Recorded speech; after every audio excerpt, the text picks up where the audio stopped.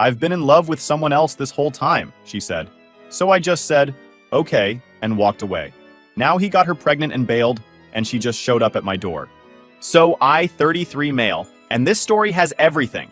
Financial abuse, infidelity, cosmic karma, and the sweetest justice I've ever witnessed.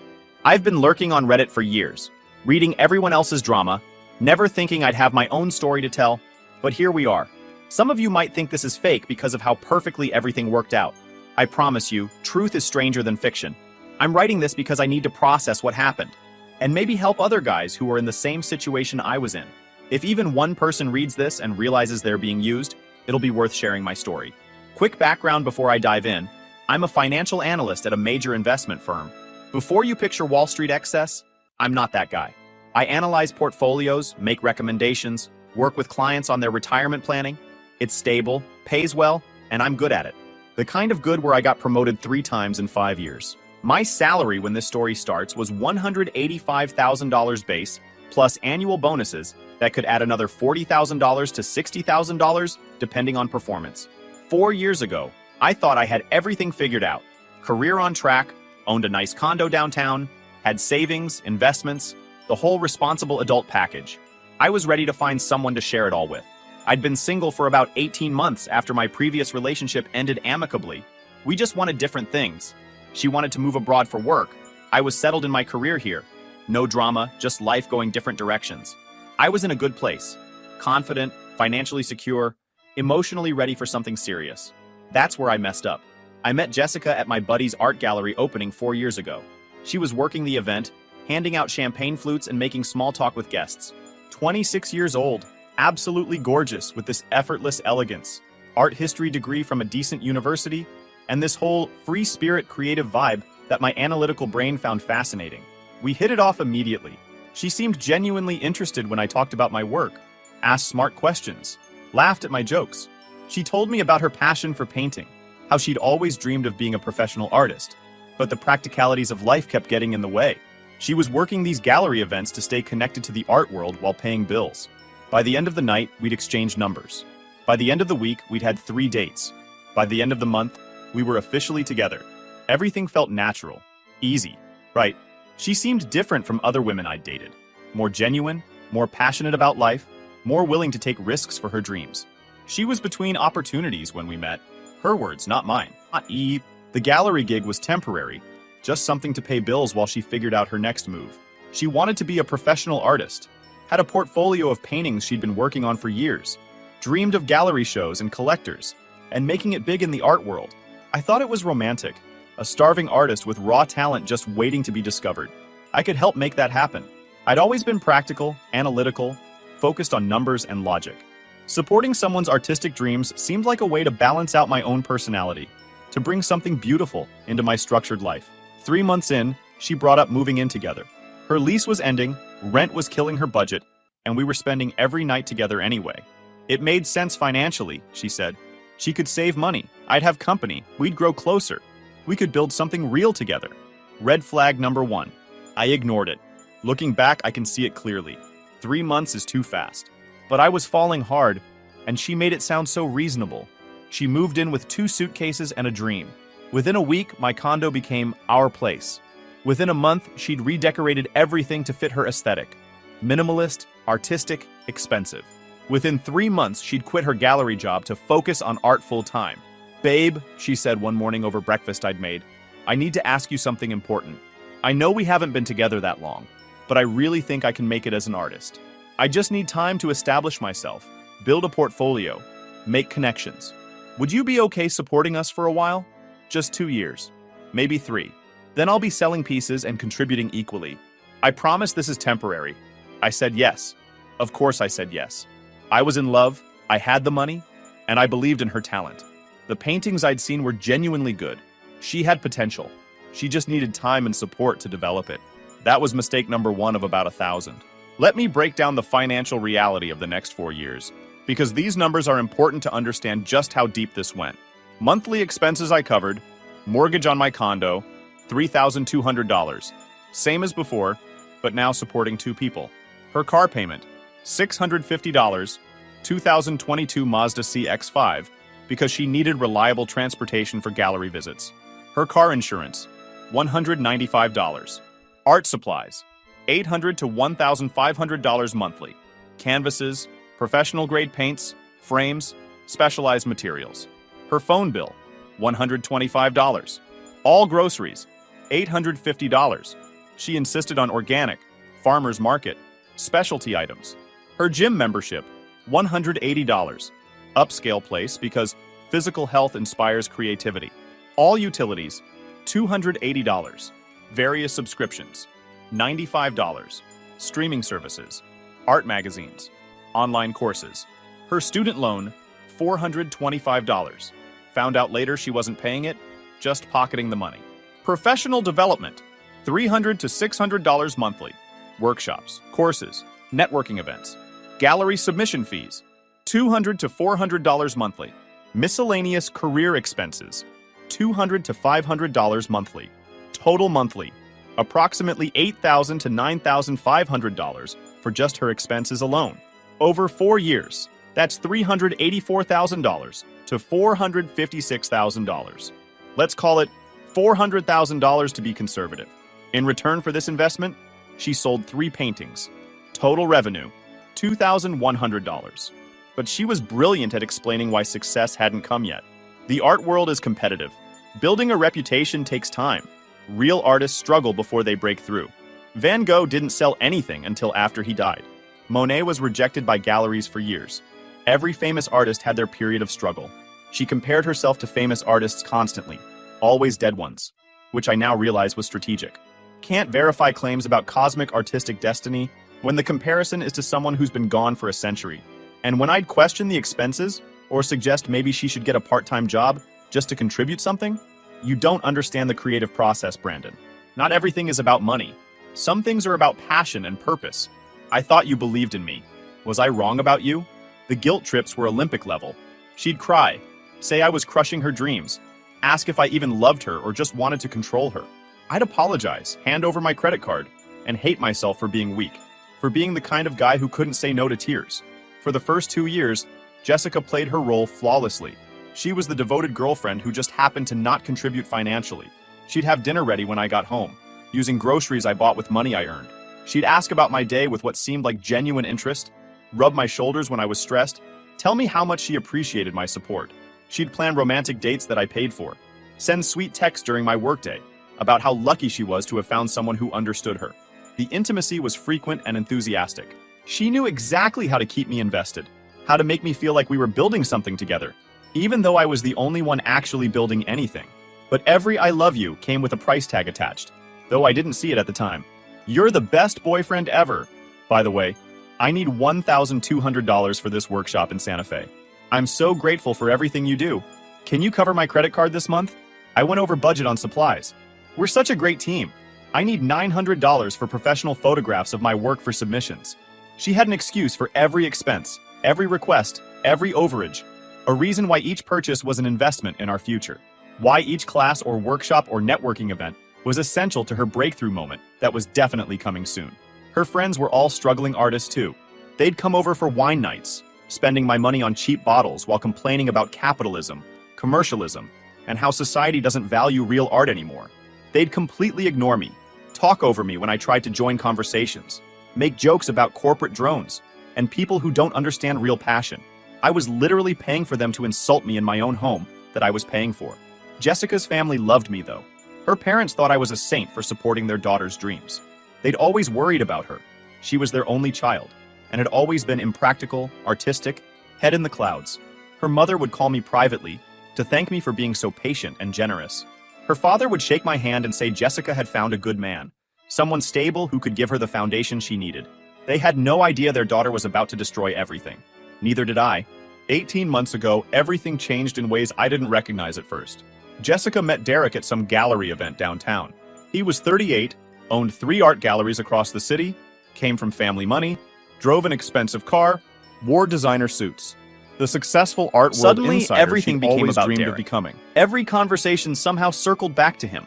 Derek thinks my color palette needs work. He says I'm playing it too safe. Derek says I should focus on abstract pieces instead of landscapes. That's where the real money is. Derek invited me to his private studio to review my portfolio. This could be my big break. Private studio. Those words should have triggered every alarm in my head, but I trusted her. I actually thought this was good. Finally, a real professional taking interest in her work. She started spending entire days at Derek's gallery. 3 times a week at first, then 4, then basically every single day. She'd leave at 9 a.m., sometimes earlier, and return at midnight or later. We're discussing technique and composition. I'm networking with collectors he knows. Derek's introducing me to important people in the art world. Do you understand how crucial these connections are for my career? I was working 60-hour weeks, sometimes more, to fund our lifestyle while she was gone all day with Derek. I'd come home exhausted to an empty condo, make my own dinner, and wait for her to return with stories about her amazing day with her mentor. Her phone became Fort Knox. Password changed constantly. She'd take it everywhere, even to the bathroom. Sleep with it under her pillow. Have an absolute panic attack if I got anywhere near it. Privacy is important in a relationship, Brandon. You need to trust me. This jealousy isn't healthy. This controlling behavior is honestly toxic. Are you going to therapy or something? Classic gaslighting, making me feel crazy for having completely reasonable concerns. The money requests increased too. New requests, bigger amounts, vaguer explanations that somehow always came back to Derek. Derek says I need professional equipment for an upcoming show he's planning. $3,800. I need appropriate clothes for gallery events. Derek says presentation matters in this world. $2,200. Derek's studio has a mentorship program. It's exclusive, only takes serious artists. $1,500 monthly fee. A monthly fee. To spend time with another man. To have an affair in a studio I was financing. I paid it all. Every single expense. Like an ATM with feelings and a bank account. By month 20 of the Derek era, Jessica stopped pretending to respect me entirely. She'd roll her eyes when I talked about work. Called my career soul-crushing corporate slavery that's killing your spirit. Mocked my hobbies and interests openly. I collect vintage watches, something I'd been passionate about since college. Started with my grandfather's old Omega, built from there. She started calling it wasting money on dead people's junk and materialistic garbage that means nothing. I suggested we spend a weekend together, just us. We hadn't had quality time in months, barely saw each other. I can't just drop everything for you, Brandon. Real artists can't work on your schedule. The creative process doesn't pause for date nights. Real artists. She hadn't made a single dollar in 8 months.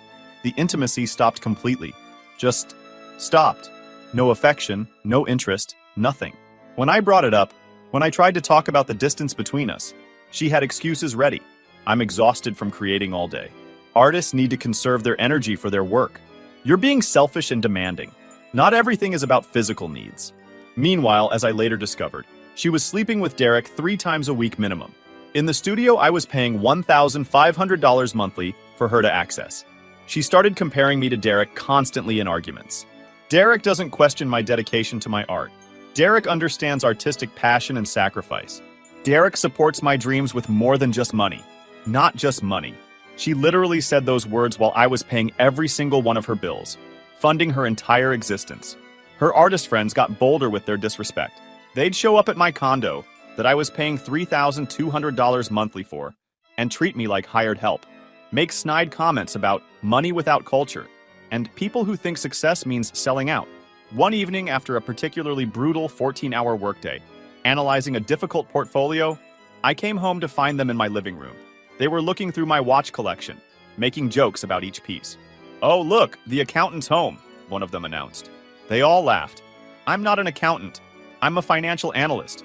There's a significant difference, but explaining it would have required them to see me as a person, instead of a stereotype, instead of just a wallet. Jessica laughed too. Didn't defend me, didn't correct them, just laughed along with people mocking me in my own home. I should have left that night, should have kicked them all out and ended things. But I was trauma bonded, financially invested, and stupidly still in love with the person I thought she was. The person she'd pretended to be for those first few months. The end came on a random Tuesday afternoon in March. I'd left work early for a dentist appointment that got canceled last minute. The office called right as I was leaving, said they had an emergency and needed to reschedule. Figured I'd surprise Jessica with dinner from that overpriced sushi place she loved. Spent $175 on her favorite rolls and sashimi, got extra of everything she liked. I unlocked my front door around 3 p.m. and immediately heard sounds from the living room. Sounds that made my stomach drop before my brain even processed what they meant. Sounds I recognized but couldn't believe I was hearing. I walked in to find Derek on top of Jessica on my couch. On the couch I'd paid for, in the condo I owned, in the middle of the afternoon on a Tuesday. They didn't even stop immediately. Jessica looked up over Derek's shoulder, saw me standing there with expensive sushi in my hands, and looked annoyed. Not embarrassed, not guilty, not even surprised really, just annoyed. Seriously, Brandon? You're home early? Like I was the problem. Like I was the one doing something wrong. Like I'd inconvenienced her affair with my unexpected presence in my own home. Derek scrambled up, grabbing his expensive clothes scattered across my floor. Man, I didn't know. I thought you said, "Get out," I said. My voice was calm, eerily, unnaturally calm. He left quickly, barely even dressed, practically running out the door. Jessica wrapped herself in my throw blanket, the one my grandmother had made for me before she passed, and launched into the most insulting, devastating speech I've ever heard. Fine, you know what? You want the truth? I've been with Derek for 18 months. He understands me. He gets passion, creativity, real connection. You're just safe, boring, a paycheck and nice shoes. I've supported you for 4 years, Jessica. And? You think money equals love? Derek stimulates my mind, my body, my entire soul. He challenges me, pushes me to be better. He's taking me to Paris next month for a gallery tour. We're moving in together. He's leaving his wife for me. Leaving his wife. She was the other woman. Not even his priority. Just his side piece. We're soulmates, she continued, completely serious. What we have is cosmic, spiritual, beyond what you could possibly understand. You're too practical, too boring, too corporate. You think in spreadsheets. We think in art. I stared at her. This woman I'd sacrificed 4 years and $400,000 for. This woman who'd shared my bed, my home, my entire life. Say something! She screamed when I just stood there silent. You have until Friday to get your things out. What? You can't be serious. This is my condo. My name on the deed, my mortgage payment, my everything. You've never paid a single bill here. You're a guest who severely overstayed her welcome. Get your things and get out. You can't just kick me out. I live here. I have rights. No, you've been staying here. There's a legal difference, and you have no rights. You don't pay rent. You're not on the lease. You own nothing here. Get out. She tried everything then. Tears, anger, manipulation, threats, promises to change. Where am I supposed to go? Derek's place. Your soulmate should help. His wife is still living there. Not my problem. You made your choice. You have until Friday at 6 p.m. I walked to my bedroom, locked the door, and called a locksmith. Had them come that evening while Jessica was banging on the bedroom door, screaming. Had the locks changed by Thursday morning. She was gone by Friday morning when I got back from the gym. Took her clothes, her art supplies that I'd bought, and my expensive TV. I didn't care. Small price for freedom. The next 3 months were pure focus on recovery and strategy. I found an excellent therapist who specialized in financial abuse and narcissistic relationships. She helped me understand I'd been in a textbook abusive relationship. Financial abuse is real. It's devastating. And I was a perfect example. I'd lost myself completely, become nothing more than a provider for someone who viewed me as a resource to exploit. I joined a gym near my office, started going before work every morning, lost 28 pounds of stress weight I didn't even realize I'd gained, put on muscle, started feeling like myself again. Not the exhausted, depressed, constantly anxious version of myself I'd become, but the confident guy I used to be. And I started researching. Nothing illegal, nothing that crossed ethical lines. Just thorough investigation using publicly available information, financial databases I had access to through work, and professional networks. Derek's galleries looked successful from the outside. Nice locations in trendy neighborhoods, fancy opening events, well-connected clientele. But the financial reality behind the glamorous facade was completely different. 2 of his 3 galleries were hemorrhaging money.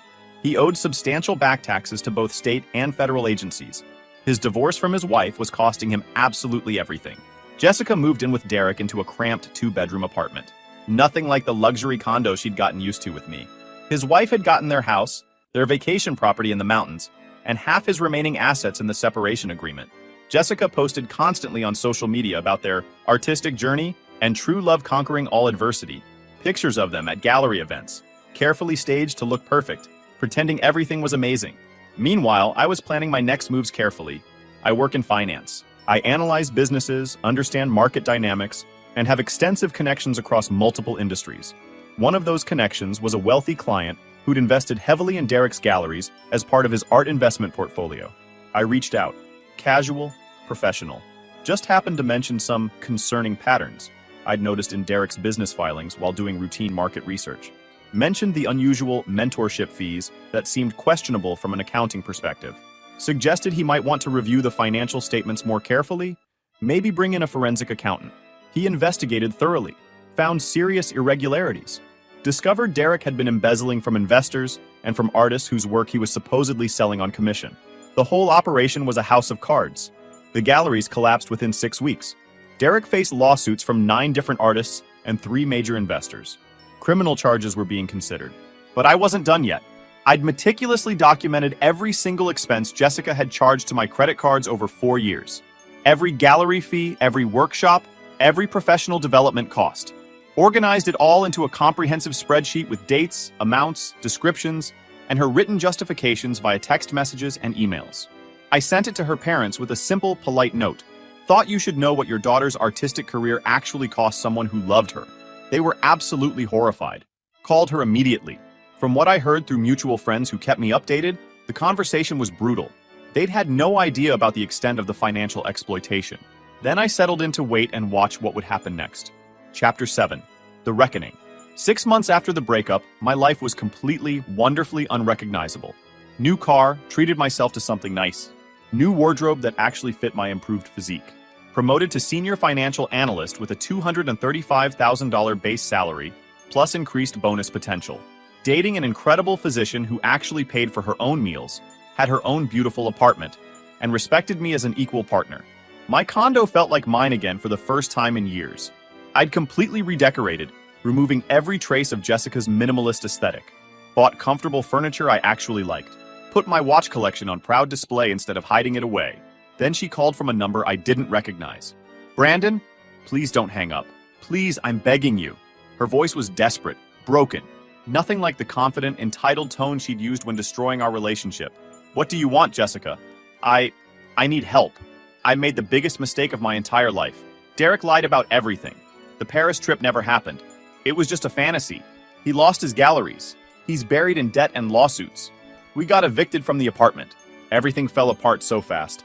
That's unfortunate for you both. I'm pregnant, Brandon. The words hung heavy in the air between us. Congratulations on your pregnancy. It's Derek's baby. He doesn't want it. He said I trapped him on purpose, that I ruined his entire life. He left me, Brandon. Just completely abandoned me when I told him. I have nothing. No money, no job, nowhere to live. My parents disowned me after they saw what I did to you, what I stole from you. I can't afford prenatal care. I can't afford anything. And you're calling me because I need help. Please, I know I don't deserve it. I know I was absolutely horrible to you. But I'm desperate. I'm terrified. Just a loan. Just $10,000 to get back on my feet and take care of basic needs.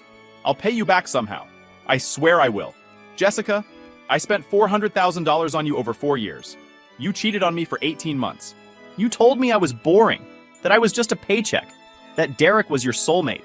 You destroyed what we had for a married con artist who was using you.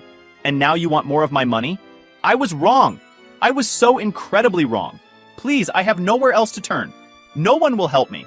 You should have thought about consequences before you betrayed everyone who actually cared about you.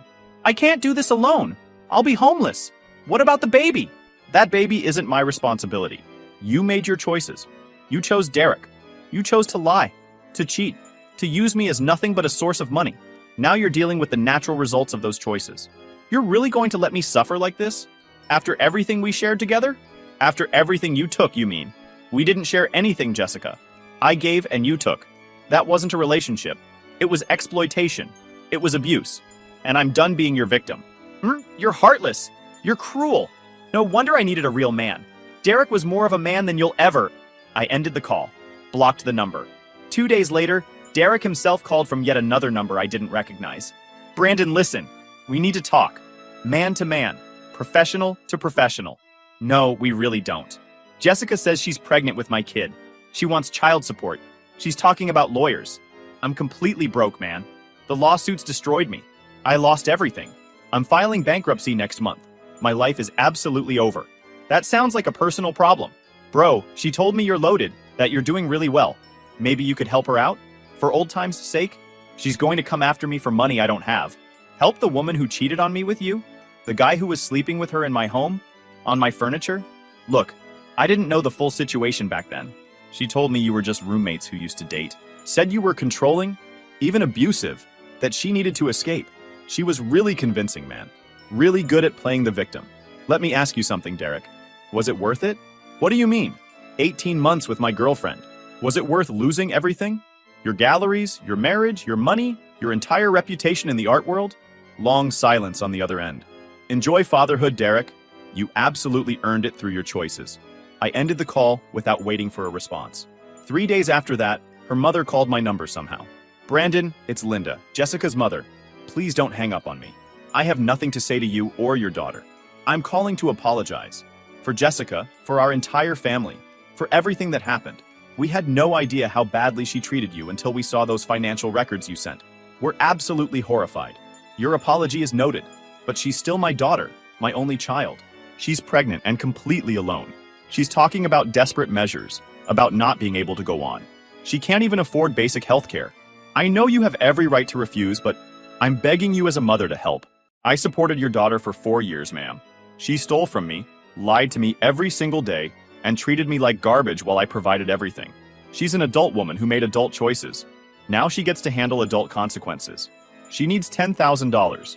That's barely anything to someone with your income. It's $10,000 more than she deserves from me. Tell Jessica that actions have consequences. Tell her that some bridges, once completely burned, can never be rebuilt. Please don't contact me again. I blocked her number immediately. I'm writing this final update from my new house. Bought it 3 months ago. Beautiful 4-bedroom place with a home office, garage workshop for my hobbies, and a yard. My girlfriend and I are discussing her moving in next year. We're taking things slow, building something real based on mutual respect and actual partnership. My net worth has increased by $180,000 in the past year alone. Turns out not supporting a financial parasite does absolute wonders for your savings rate and investment portfolio. Jessica, from what I've heard through mutual acquaintances, had the baby 2 months ago.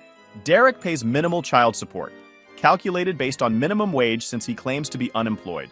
She's living with a cousin in a small town 2 hours away, working retail part-time, posting on social media about single mom struggles and how men are trash. Her art career is completely, utterly dead. Derek's scandal tainted her by association.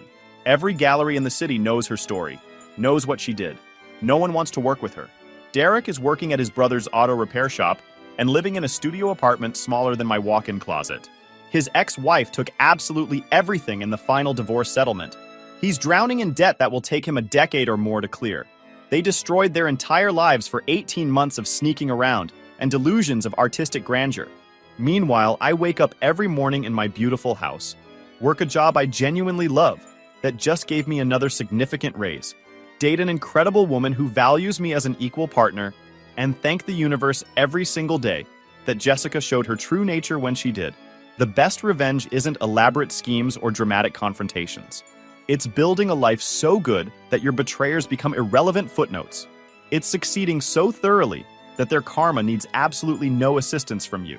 Jessica wanted a life of art, passion, and sophistication. She got minimum wage, a baby with an absent father, and a cousin's spare bedroom. Derek wanted a younger woman and escape from responsibility. He got child support payments he can't afford and complete bankruptcy. I wanted a real partnership. I found it along with financial success, inner peace, and genuine self-respect. Sometimes karma doesn't need any help. Sometimes you just step aside and let people destroy themselves through their own terrible choices. To every guy out there supporting a partner who doesn't appreciate you, who uses you, who treats you like an ATM, leave. Walk away. The money you'll save is absolutely nothing compared to the life you'll gain back. And to Jessica and Derek, if somehow you're reading this, thank you for the education. You taught me exactly what I don't want in life. And because of that lesson, I found exactly what I do want. Now disappear from my thoughts forever. YouTube just dropped this new hype feature. If you're hooked on this story, smash that hype button. It tells YouTube this video deserves to blow up, and it keeps even crazier stories coming your way.